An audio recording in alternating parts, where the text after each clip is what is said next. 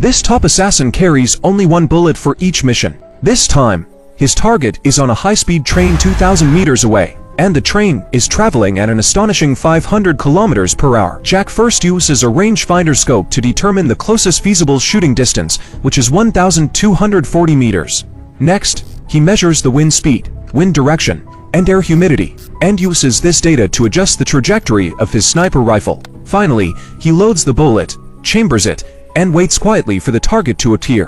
While moving his hands from time to time to prevent his fingers from stiffening, the train speeds along the track, and Jack aims at the moving target through the scope. Just as he is about to pull the trigger, he notices a little girl standing next to the target, so he quickly shifts the sniper rifle to the left. At the moment the train enters the tunnel, he pulls the trigger without hesitation.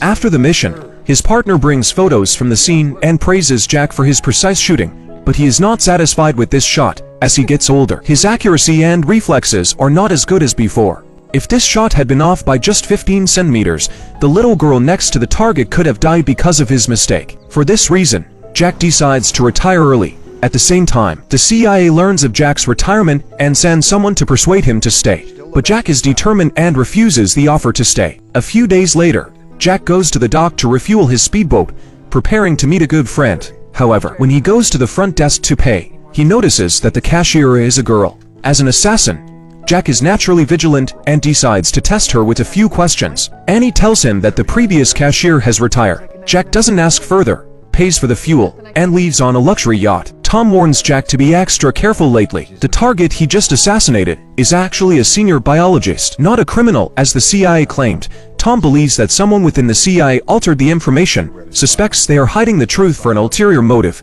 and also gives Jack the address of a contact. But neither of them realizes that their conversation is being fully monitored by the CIA. On his way back, Jack notices something wrong with the fuel gauge of his speedboat.